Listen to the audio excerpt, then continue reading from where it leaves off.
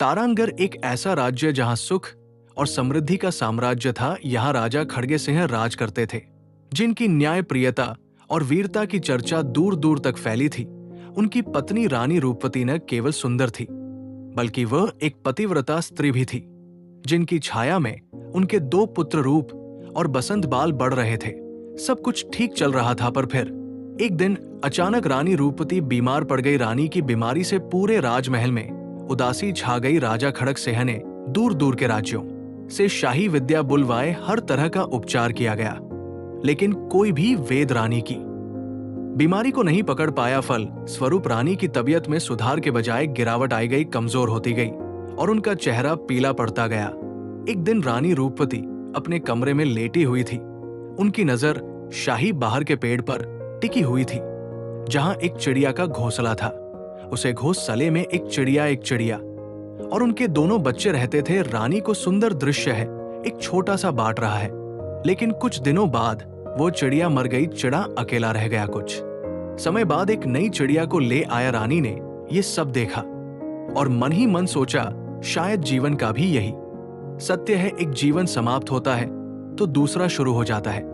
लेकिन फिर एक दिन कुछ ऐसा हुआ कि रानी का दिल टहल गया, जिला दान लेने गया हुआ था और नई चिड़िया ने उन दोनों नन्हे बच्चों को घोंसला से नीचे गिरा दिया। वो मासूम बच्चे नीचे मासूम चूजे मर गए। रानी यशोधरा की आंखें नम हो गई। मन में विचार आया, क्या मेरी मौत के बाद भी कोई और रानी आएगी, और क्या वह भी मेरे बच्चों के साथ ऐसा ही करेगी? रानी ने दोनों बेटों को पास बुलाया, अपने नन्हे आरव और विवान को सीने से लगाकर बोली, मेरे राजकुमारों, अगर मैं न रहूं तो एक दूसरे का साथ कभी मत छोड़ना। मुझ में ही नहीं, तुम दोनों में भी मेरी आत्मा बसती है। आरव बोला, मां, तुम ठीक हो जाओगी ना, तुम ऐसे बातें मत करो। विवान ने मासूमियत से कहा, हां मां, हम फिर से मिलकर खेलेंगे ना। रानी की आंखों से अश्रुधारा बह चली। उन्होंने अपनी दासी से कहा, राजा को बुलाओ, मैं उन्हें अंतिम बार देखना चाहती हूं। जैसे ही राजा वीर सिंह पहुंचे, रानी की हालत देखकर कांप उठे। बोले, यशोधरा, तुम क्यों डर रही हो? मैं तुम्हें कुछ नहीं होने दूंगा। अगर जरूरत पड़ी तो पूरे संसार की खाक छान लूंगा, पर तुम्हें बचा लूंगा। रानी बोली, नहीं वीर सिंह, अब मुझे मृत्यु निकट दिख रही है, लेकिन एक बात कहनी है। क्या आप वचन देंगे कि मेरे बाद कभी दूसरी शादी नहीं करेंगे? सिर्फ मेरे आरव और विवान का ध्यान रखिएगा। राजा ने कांपते स्वर में कहा, मैं वचन देता हूं यशोधरा, मैं तुम्हारे बाद किसी और स्त्री को रानी नहीं बनाऊंगा। तुम्हारे बच्चों को अपनी जान से ज्यादा प्यार दूंगा। रानी मुस्कुरा उठीं। वो मुस्कान ही उनका अंतिम विदा थी। उनका सिर धीरे से राजा के कंधे पर झुक गया और प्राण खेरु उड़ गए। रानी यशोधरा के जाने के बाद सूर्यगढ़ का वैभव मानो थमसा गया। राजा वीर सिंह ने हर कोशिश की कि खुद को संभाले, पर भीतर से वो टूट चुके थे। राजकाज में मन नहीं लगता और उनके कदम महल की दीवारों में ही भटकते रहते। आरव और विवान, जो अब भी अपनी मां के वियोग में डूबे थे, एक दूसरे का सहारा बनकर रहते थे। दोनों भाइयों की आंखों में मां की छवि हर वक्त झलकती। राजसभा के मंत्री और वजीर अब चिंतित होने लगे थे। एक दिन मुख्यमंत्री ने विनम्रता पूर्वक कहा, महाराज, राज्य को एक रानी की आवश्यकता है। छोटे राजकुमारों को एक मां की ममता की जरूरत है। कृपया दूसरी शादी पर विचार करें। राजा वीर सिंह का चेहरा तमतमा उठा। नहीं, मैंने अपनी रानी को वचन दिया है। मैं उसकी यादों से विश्वासघात नहीं कर सकता। पर धीरे धीरे मंत्रियों का दबाव बढ़ता गया। राज्य के हित, बच्चों की परवरिश और अकेलेपन की आड़ में राजा ने भारी मन से एक दिन निर्णय लिया। उन्होंने विवाह कर लिया, एक सुंदर लेकिन कठोर हृदय की स्त्री मृणलिनी से। राजमहल में जब मृणलिनी पहली बार आई, आरव और विवान ने मासूम आंखों से पूछा, पिताजी, ये कौन है? राजा ने उनके सिर पर हाथ फेरते हुए कहा, बेटा, ये अब तुम्हारी मां है। इन्हें मम्मा कह सकते हो। दोनों भाइयों की आंखों में एक नई उम्मीद जागी। शायद ये भी उन्हें कहानियां सुनाएंगी, लोरी गाएंगी। लेकिन जैसे ही वे मुस्कुराते हुए मृणलिनी के पास पहुंचे, वो घृणा से चिल्ला पड़ी, दूर हटो। कौन मां? मैं किसी की मां नहीं हूं। आगे से मेरे कक्ष में कदम भी रखा तो खाल खींच लूंगी। मासूम दोनों भाई डर के मारे रोते हुए वहां से भाग गए। राजा ने जब ये देखा तो वो स्तब्ध रह गए, लेकिन मृणलिनी के आदेश को टालना उनके लिए और दुख लाने वाला था। राजा ने मजबूरी में आदेश दिया, इन बच्चों के रहने की अलग व्यवस्था की जाए। ये रानी के कक्ष में अब नहीं आएंगे। साल बीतते गए। आरव और विवान अब युवा हो चुके थे। राजा वीर सिंह वृद्ध हो चले थे। मृणलिनी का व्यवहार जरा भी नहीं बदला था, बल्कि उसमें एक भयंकर स्वार्थ और विकृति पनपने लगी थी। एक दिन आरव और विवान खेलते खेलते गेंद लेकर मृणलिनी के कक्ष के पास जा पहुंचे। गेंद गलती से अंदर चली गई। राजकुमार आरव जैसे ही गेंद लेने भीतर गया, मृणलिनी की दृष्टि उस सुंदर, तेजस्वी और आकर्षक नवयुवक पर पड़ी। उसकी आंखों में विकृत वासना चमक उठी। वो धीरे से मुस्कुराकर बोली, कितने बड़े हो गए हो आरव, और कितने सुंदर भी। मैं तो सोच रही थी तुम मुझे मां कहकर बुलाते हो, पर तुम्हें देख तो कुछ और ही लग रहा है। आरव सन्न रह गया। मौसी, ये कैसी बातें कर रही हैं आप मेरे पिता की पत्नी हैं, मेरी मां जैसी है, शर्म आनी चाहिए। मृणलिनी हंसते हुए बोली, तेरा बाप? वो अब किसी काम का नहीं। मेरे लिए मायने अब तुम रखते हो। आरव ने झटक कर कहा, मैं अब जा रहा हूं और आशा करता हूं आप फिर कभी ऐसी बातें नहीं करेंगी। मृणलिनी तिलमिला उठी, पर उसने प्रतिशोध की चुप्पी ओढ़ ली। अगली सुबह पूरा महल एक चीत्कार से गूंज उठा। मृणलिनी फटे वस्त्रों में आंसू बहाती हुई बिस्तर पर पड़ी थी। राजा वीर सिंह दौड़े आए। क्या हुआ रानी? मृणलिनी रोती हुई बोली, महाराज, आपके बेटे आरव ने मुझ पर बुरी नजर डाली। जब मैंने विरोध किया तो मुझे चोट पहुंचाई। राजा को यह सुनकर जैसे बिजली सी लगी। उन्होंने आरव को बुलाया। आरव हाथ जोड़कर बोला, पिताजी, मैं निर्दोष हूं। यह सब झूठ है। लेकिन राजा का हृदय विषाक्त हो चुका था। उन्होंने बिना सुनवाई किए एक शाही फरमान जारी किया। राजकुमार आरव को सूर्यगढ़ से देश निकाला दिया जाता है। विवान दौड़ता हुआ आया। भैया, नहीं, आप नहीं जा सकते, ये झूठ है। आरव ने रोते हुए कहा, भाई, पिताजी ने फैसला सुना दिया है, अब यहां कोई जगह नहीं। विवान बोला, तो मैं भी साथ चलूंगा। अगर आज आपको झूठे इल्जाम में निकाला गया है तो कल मेरी बारी हो सकती है। दोनों भाइयों ने महल छोड़ दिया। आंखों में आंसू, दिल में आग, और पीछे छूट गए एक टूटे वचन, एक छल और एक अधूरी मां की ममता। राजमहल की ऊंची दीवारों को पीछे छोड़ते हुए दो भाई आरव और विवान अनजान राह पर निकल पड़े थे। मां यशोधरा की याद, पिताजी का अविश्वास और मृणलिनी की कुटिल चाल, सब कुछ उन्हें भीतर ही भीतर तोड़ रहा था। रास्ता लंबा था, जंगल घना था और रात काली थी। थककर दोनों एक पुराने पीपल के पेड़ के नीचे बैठ गए। ठंडी हवा चल रही थी और दोनों की आंखें थकान से बोझिल हो गई। कुछ ही क्षणों में दोनों गहरी नींद में चले गए, पर नियति को कुछ और ही मंजूर था। रात के तीसरे पहर एक काला नाग धीरे धीरे सरकता हुआ पास आया और विवान, छोटे भाई, के पैर पर डस लिया। विवान की सांसें थम गई। कुछ समय बाद आरव की नींद खुली। उसने देखा भाई विवान का शरीर ठंडा पड़ चुका था, चेहरा नीला और आंखें बंद। आरव ने उसे हिला हिलाकर पुकारा, विवान, उठो भाई, ये समय सोने का नहीं है। देखो, देखो मेरी ओर। लेकिन विवान अब संसार छोड़ चुका था। आरव फूट फूट कर रो पड़ा। उसकी चीखें उस शांत जंगल में गूंजने लगी। हे भगवान, एक बार फिर मुझे अकेला कर दिया। मां को पहले छीना, अब भाई को भी। मेरी दुनिया उजड़ गई प्रभु। उसने विवान के लिए कफन लाने का निश्चय किया। चलते चलते आरव एक अनजान राज्य विराजपुर के द्वार पर पहुंच गया। वहां अफरातफरी का माहौल था।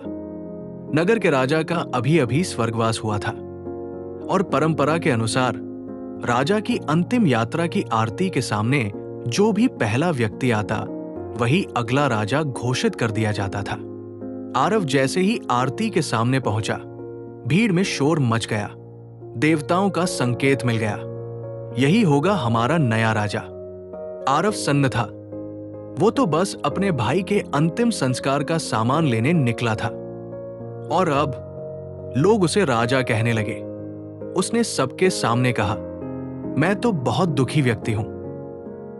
अपने भाई की मृत्यु का कफन लेने निकला था। राजा बनने का कोई सपना नहीं था मेरा, लेकिन नियम था। आरव को विवश होकर विराजपुर का राजगद्दी स्वीकार करनी पड़ी। आकाश मार्ग से आते देव, शिव पार्वती का चमत्कार। इसी समय उसी जंगल के पास से भगवान शिव और माता पार्वती का विमान गुजर रहा था। माता पार्वती की दृष्टि विमान के मृत शरीर पर पड़ी। वो ठिठक गई, स्वामी देखिए, कितना सुंदर और निष्कलंक युवक, और इसकी मृत्यु कितनी असमय हुई है। शिव बोले, ये मृत्यु लोक है देवी, यहां सब कुछ कर्मों के अनुसार होता है। माता पार्वती का हृदय करुणा से भर उठा। नहीं प्रभु, आज मैं आपको विनती करती हूं, इस बालक को जीवन दीजिए।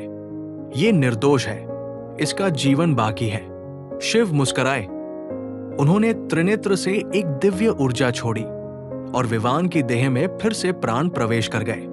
विवान की सांसें लौट आई, आंखें खुली और वो बैठ गया। विवान ने जब जागकर देखा तो आरव कहीं न था। वो घबराया। जंगल की हर दिशा में वो भाई को पुकारता रहा, भैया, आरव भैया, कहां हो आप? उत्तर न मिला। उसने फिर यात्रा शुरू की और जैसे ही वो विराजपुर पहुंचा, उसे कुछ सैनिकों से पता चला कि उनके नए राजा का नाम आरव है और वो अभी दरबार में किसी सौदागर से मिल रहे हैं। सौदागर, बलि और नियति का मोड़। दरबार में एक बड़ा सौदागर आया था।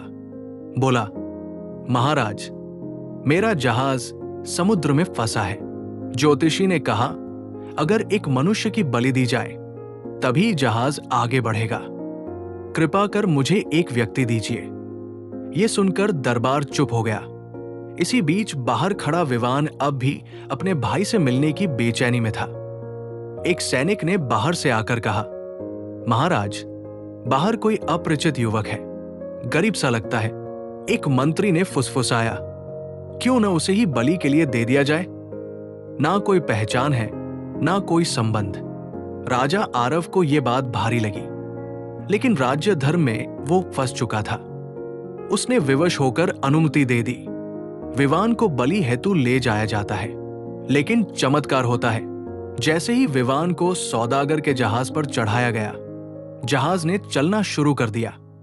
सौदागर चौंका, ये तो सच में भाग्यशाली है। इसके पांव रखते ही जहाज चल पड़ा। वो प्रसन्न हो गया और विवान को मारने की बजाय अपने साथ एक नौकर की तरह रख लिया। उधर आरव को कोई खबर नहीं कि उसने जिस युवक को बलि दी वो उसका अपना छोटा भाई विवान था। सौदागर का जहाज धीरे धीरे समंदर की लहरों को चीरता हुआ एक नए राज्य कांचनपुर की सीमा में प्रवेश करता है। वहीं दूसरी ओर कांचनपुर का राजमहल सजा हुआ था। ढोल नगाड़े बज रहे थे, शंख और तुरहिया गूंज रही थी। राजा विक्रमसेन की एकमात्र पुत्री राजकुमारी तरंगिनी का स्वयंवर आयोजित किया गया था। राजकुमारी की सुंदरता की चर्चा सातों समुद्र पार तक थी। केसर सी त्वचा, चंद्रमा सी शीतल मुस्कान और साक्षात सरस्वती सी बुद्धिमत्ता। स्वयंवर में भाग लेने के लिए देश विदेश के अनेक राजा, राजकुमार, सामंत और योद्धा आए थे। विवान का प्रवेश जैसे नियति ने बुलाया हो। सौदागर, जिसने विवान को अब अपने साथ नौकर की तरह रख लिया था, राजमहल की चहल पहल देखकर बोला, चलो आज चलकर हम भी राजकुमारी का स्वयंवर देख आते हैं। जब तक जहाज खाली हो, थोड़ा मनोरंजन कर ले। विवान चुपचाप सौदागर के पीछे चल पड़ा। राजमहल की सभा में चारों ओर अमीरों और राजाओं का जमावड़ा था। हाथों में तलवारें, सिर पर मुकुट, रत्नों से जड़े वस्त्र, हर कोई अपने अपने वैभव का प्रदर्शन कर रहा था। भीड़ के बिल्कुल पीछे खड़ा एक व्यक्ति फटे पुराने कपड़ों में, गर्दन झुकाए, मौन भाव से, विवान। अब समय आया राजकुमारी तरंगिनी के प्रवेश का। राजमहल के झरोखे खुलते हैं और एक अनुपम सौंदर्य स्वर्ण की साड़ी में, मखमली चाल के साथ, हाथों में वरमाला लिए सभा में प्रवेश करती है। वो एक एक कर हर राजकुमार को देखती है। राजा के बेटे, सामंतों के जवान, योद्धाओं के रौबदार चेहरे, लेकिन उसका मन किसी पर नहीं रुकता। और फिर उसकी दृष्टि ठहरती है सभा के एक कोने में खड़े उस साधारण युवक पर, विवान पर, जिसका चेहरा भले थका हुआ हो, पर उसकी आंखों में एक गहरा दर्द, सच्चाई और अपरिभाषित गरिमा थी। वो उसके पास जाती है। राजा, मंत्री, दरबारी सब स्तब्ध। तरंगिनी बिना एक शब्द बोले विवान के गले में वरमाला डाल देती है। सभा में सनसनी और राजा का क्रोध। दरबार में सन्नाटा छा जाता है। राजा विक्रमसेन भड़क उठते हैं। ये क्या किया तुमने, पुत्री? मैंने स्वयंवर इसलिए रखा था कि तुम एक योग्य राजा चुनो, और तुमने एक अनजान गरीब को चुन लिया। तरंगिनी हाथ जोड़कर कहती है, पिताश्री, मैंने अपने लिए राजा नहीं, पति चुना है। मेरी आत्मा ने जिसे चुना है उसे ही वरमाला पहनाई है। राजा गुस्से से कांपते हुए बोले, अगर तुमने यही निर्णय किया है तो अब तुम मेरे राज्य से बाहर हो। मैं तुम्हें अपनी दौलत से एक कौड़ी नहीं दूंगा।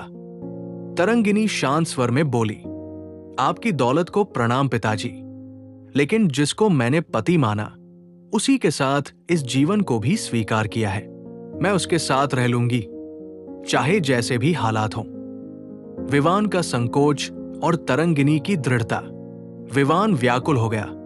राजकुमारी, आप नहीं जानती, मैं कोई राजकुमार नहीं, मैं तो एक अनाथ हूं, सौदागर का नौकर हूं, आपके योग्य नहीं। तरंगिनी ने उसकी आंखों में झांकते हुए कहा, स्वामी, मुझे आपके चेहरे पर तेज दिखाई देता है और आत्मा में सच्चाई। यही मेरे लिए सबसे बड़ी संपत्ति है। मैं आपका हर दुख सुख बांटूंगी। अब विवान के पास शब्द नहीं थे। उसने पहली बार किसी स्त्री की इतनी सच्ची श्रद्धा देखी। वापसी सौदागर के जहाज पर, और सौदागर की जलती ईर्ष्या। जब विवान और तरंगिनी वापस सौदागर के जहाज पर पहुंचे तो सौदागर का चेहरा बुझ गया। काश मैं उसे साथ न लाया होता। राजकुमारी ने मुझे नहीं, इसे चुन लिया। उसकी आंखों में ईर्ष्या थी और मन में बदले की आग सुलगने लगी थी। क्या सौदागर कोई षड्यंत्र रचेगा विवान के खिलाफ? क्या आरव को पता चलेगा कि उसका भाई जीवित है और अब एक राजकुमारी का पति बन चुका है? और मृणलिनी, जिसने ये जाल बिछाया था, अब क्या योजना बना रही है जब दोनों भाइयों की राहें फिर टकराएंगी? क्या होगा? विवान और तरंगिनी अब पति पत्नी के रूप में सौदागर के जहाज में लौट चुके थे। तरंगिनी रसोई का काम संभालने लगी, विवान सफाई, जल भराई और रात की देखरेख करता। दोनों प्रेम में थे, पर जीवन कठिन था।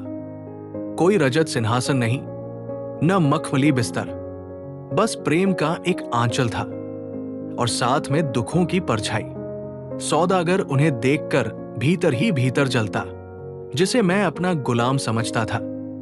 वो अब राजकुमारी का पति बन बैठा, मुझसे सौंदर्य, धन, ताकत सब में कम। फिर भी वही क्यों? ये ईर्ष्या अब धीरे धीरे हत्या की योजना में बदलने लगी। समंदर का तूफान और डूबने का षड्यंत्र। एक रात सौदागर ने सबको गहरी नींद में देखकर जहाज के पीछे विवान को बुलाया। विवान, जरा मेरी मदद कर।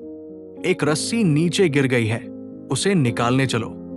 विवान बेखबर अपने स्वभाववश मदद को तैयार हो गया। जैसे ही वह झुका, सौदागर ने पीछे से उसे धक्का दे दिया। विवान समंदर में जा गिरा। सौदागर के चेहरे पर मुस्कान थी। अब खत्म, अब मेरी राह में कोई नहीं। लेकिन नियति को यह स्वीकार न था। जैसे ही विवान डूबने लगा, समंदर की गहराई में एक जल परी प्रकट हुई।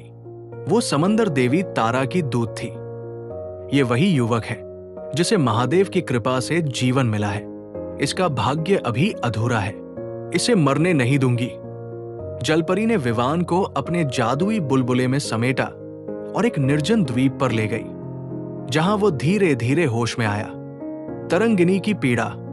उधर जब तरंगिनी जागी तो विवान को न पाकर घबरा गई।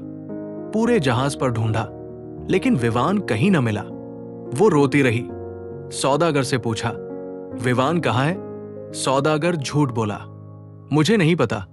शायद वो रात में ही भाग गया हो या डूब गया हो। तरंगिनी की दुनिया उजड़ गई। वो वहीं समुद्र तट पर बैठकर रोती रही। प्रभु, मैंने अपने माता पिता को त्यागा, अपना राज्य छोड़ा, बस एक इंसान को पति माना, और अब वो भी। उधर आरव की खोज। राजा अपने भाई को ढूंढने निकलता है। इसी बीच राजा आरव अब तक विवान को ढूंढ नहीं पाया था। वो बार बार उस जंगल में जाता जहां उसका भाई मृत पड़ा था। हर बार लौटता खाली हाथ। एक दिन उसने संकल्प लिया, अब मैं अपने राज्य से निकलकर उस भाई को खोजूंगा जिसका अंतिम संस्कार तक मैं नहीं कर पाया। आरव राजगद्दी अपने मंत्रियों को सौंपकर अकेले एक छद्मवेश में यात्रा पर निकल पड़ता है। द्वीप पर विवान को स्मृति लौटती है। समंदर के द्वीप पर विवान धीरे धीरे अपने होश में आया। उसे अब सब याद था। मां की ममता, राजा पिताजी का अन्याय, भाई आरव का प्यार और राजकुमारी तरंगिनी जो अब उसके बिना तड़प रही होगी। मुझे लौटना है, उसे ढूंढना है। द्वीप पर विवान और एक अजनबी साधु। विवान द्वीप पर भटक रहा था, पीड़ा में, अकेला। तभी वहां एक वृद्ध साधु प्रकट हुए। गेरुए वस्त्र, धवल दाढ़ी, नेत्रों में तेज और करुणा। हे वत्स, तू यहां क्यों रो रहा है? विवान फूट फूट कर बोला, मैं सब कुछ हार गया हूं। मेरा परिवार, मेरी पत्नी और शायद मेरा भाग्य भी। साधु मुस्कुराए और बोले, तू सूर्यगढ़ का राजकुमार है, तुझे कोई नहीं मिटा सकता। जाकर अपनी तकदीर को फिर से पकड़। एक नाव तुझे अगले तट तक ले जाएगी। सत्य की खोज में मत रुक, क्योंकि कोई है जो तुझे अभी भी याद कर रहा है। उधर समुद्र तट पर तरंगिनी का इंतजार। तरंगिनी अब सौदागर के जहाज से उतरकर उसी समुद्र तट पर एक झोपड़ी बनाकर रहने लगी थी। हर दिन वो उसी चट्टान पर बैठती जहां से समुद्र दिखता। स्वामी, आप वापस आओगे ना? मैंने सब कुछ खोया है, लेकिन आप पर विश्वास नहीं खो सकती। इधर आरव की यात्रा, भाई की यादें और भेष बदलकर सफर। राजा आरव अब अजनबी का वेश पहन चुका था। वो जंगलों, गांवों और नगरों से होता हुआ दक्षिण दिशा की ओर चला। हर जगह वो पूछता, क्या आपने एक युवक देखा है जिसकी आंखों में करुणा हो और चेहरा शांत हो? पर कहीं जवाब नहीं मिलता। विवान की नाव तट से टकराती है और चमत्कार, द्वीप से मिली नाव विवान को ले जा रही थी। उसे कुछ नहीं दिख रहा था, पर हृदय कहता था, मैं उस तक पहुंचूंगा जो आज भी मेरी प्रतीक्षा कर रही है। अचानक एक तूफान आता है, नाव लड़खड़ाती है और सुबह का सूरज चढ़ते ही नाव उसी तट से टकराती है जहां तरंगिनी रोज इंतजार करती थी। पुनर्मिलन, प्रेम की सबसे बड़ी जीत। तरंगिनी जो चट्टान पर बैठी थी, एक नाव को किनारे से टकराते देखती है। उसे विश्वास नहीं होता। वो दौड़ पड़ती है और देखती है विवान। स्वामी, विवान भी चौंक जाता है। उसकी आंखों से आंसू बह निकलते हैं। तुमने मेरा इंतजार किया? तरंगिनी उसके सीने से लगते हुए बोली, मैंने तो जीवन ही रोक दिया था आपके लौटने तक। समुद्र की लहरें गवाह बनी। एक सच्चे प्रेम का पुनर्मिलन हुआ, जिसे कोई सौदागर, कोई तूफान, कोई काल मिटा नहीं पाया आरव का सामना और एक पुराना मंदिर। उधर आरव एक पुराने मंदिर में विश्राम कर रहा था, जहां एक वृद्ध पुजारी ने उसे बताया, कई वर्षों पहले यहां एक युवक आया था, रोते हुए अपने भाई को खोकर। अब वो जीवित है। मैंने स्वप्न में देखा है, 2 राजकुमार फिर मिलने वाले हैं। आरव की आंखें नम हो गई। क्या मेरा विवान जीवित है? भाग 8, भाइयों का मिलन और सत्य का उद्घाटन। विवान और तरंगिनी, नवजीवन की शुरुआत। अब जब विवान और तरंगिनी फिर से एक हो गए थे, तो उन्होंने समुद्र तट के पास एक छोटी सी कुटिया में नया जीवन शुरू कर दिया। तरंगिनी हर सुबह मंदिर जाती और विवान अब एक सामान्य मनुष्य की तरह मछलियां पकड़ता, लकड़ी काटता। पर दोनों के हृदयों में संतोष था, क्योंकि वे एक दूसरे के साथ थे। भूख हो सकती है, तकलीफ हो सकती है, लेकिन तुम्हारा साथ है तो सब कुछ है। विवान, आरव की खोज पूरी होती है। राजा आरव अब हर गांव, हर द्वीप, हर जंगल में भटकते हुए एक कुम्हार के गांव पहुंचता है। वहां एक वृद्ध स्त्री से वो पूछता है, क्या आपने कहीं एक युवक देखा है जिसकी आंखों में पीड़ा हो, पर मन में अग्नि? बुढ़िया मुस्कुराकर कहती है, बेटा, पास के समुद्र तट पर एक नव दंपति रहते हैं। युवक वैसा ही है जैसा तू बता रहा है। उसके पास रोज एक लड़की आती है, जिसे वो तरंगिनी कहकर पुकारता है। आरव जैसे कुछ समझ गया। तरंगिनी? क्या वही? अगली सुबह समुद्र की लहरों के किनारे विवान जाल फेंक रहा था।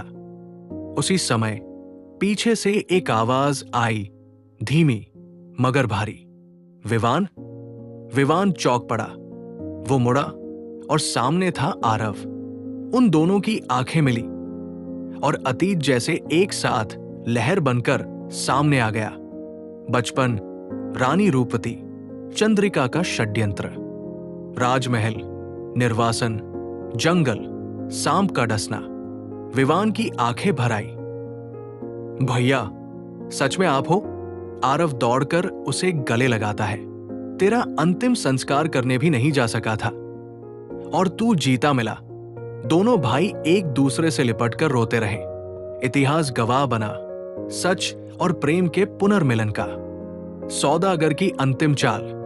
इसी बीच सौदागर ने समुद्र तट के एक मुखबिर से पता लगा लिया कि विवान जीवित है।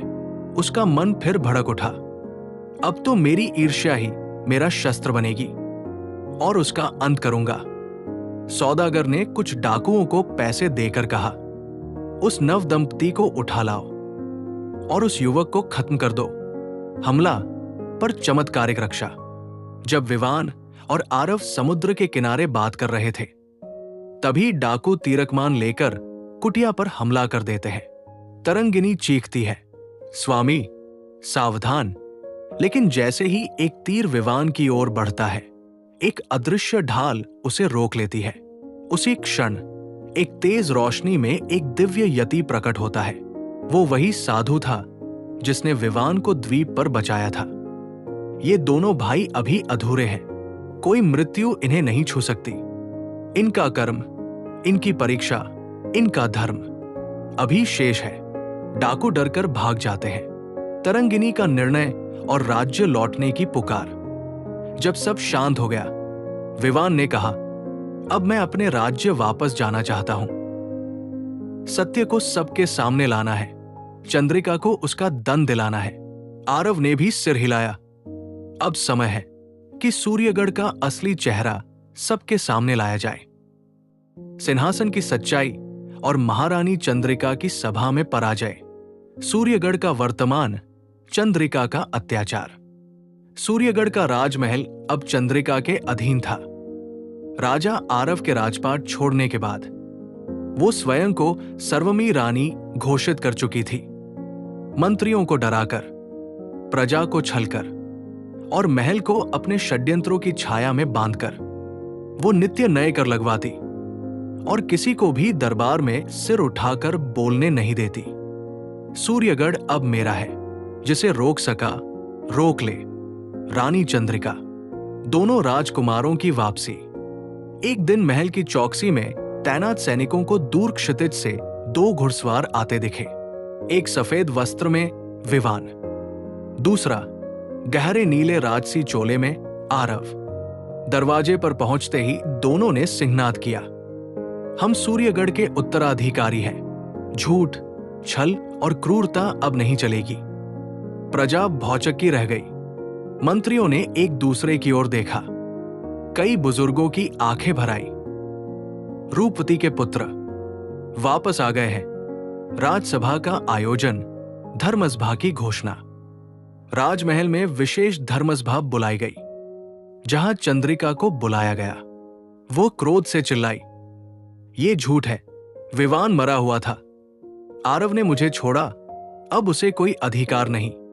मगर तभी दरबार में साधु यति प्रकट हुआ, वही जिसने विवान को बचाया था। उसने अपने त्रिशूल से हवा में इशारा किया और अतीत के दृश्य एक दिव्य प्रकाश में प्रकट हुए। चंद्रिका का रूप से अश्लील व्यवहार, झूठा आरोप, विवान का निर्वासन, बसंत की मृत्यु और पुनर्जन्म। पूरे दरबार में सन्नाटा छा गया। चंद्रिका को दंड, प्रजा का न्याय। चंद्रिका अब घबराने लगी। उसका चेहरा पीला पड़ चुका था। आरव ने कहा, मां रूपवती के संकल्प को तुमने तोड़ा, राजा खड़के सिंह के वचन को मारा और हम दोनों भाइयों को जीवन भर की पीड़ा दी। अब समय है सूर्यगढ़ को न्याय देने का। प्रजा चिल्लाई, धोखेबाज रानी को दंड दो, हमारे सच्चे राजकुमार को गद्दी दो। चंद्रिका का अंत। चंद्रिका अंत में घुटनों पर गिर गई। वो बोली, मुझे क्षमा कर दो, मैंने तुम्हारे पिता को पाने के लिए सब कुछ किया, लेकिन अंत में मैं सब कुछ हार गई। आरव ने कहा, क्षमा वो मांग सकता है जो पश्चाताप करे। तुम्हारे लिए यही उचित होगा कि तुम्हें महल से निष्कासित कर दिया जाए और जीवन भर जंगल में तपस्या करो। चंद्रिका को जीवन भर का नग्न बहिष्कार और वनवास का दंड मिला। सैनिकों ने उसे नगर से बाहर निकाल दिया। नया सूरज, नया सूर्यगढ़। अब सभा ने सर्वसम्मति से विवान को नया राजा चुना और आरव को राजगुरु घोषित किया गया। राजकुमारी तरंगिनी को महारानी के रूप में राज सिंहासन पर बैठाया गया। प्रजा ने दीप जलाए। पूरा राज्य मंगल गीतों से गूंज उठा। सूर्यगढ़ के आकाश में पहली किरणें चमक रही थी। नया राजा विवान सिंह और महारानी तरंगिनी की जोड़ी पूरे राज्य के लिए आशा का दीपक बन गई थी। राजमहल की गलियां फिर से गूंज उठीं। धर्म की जीत हुई, सत्य की जीत हुई। राज्य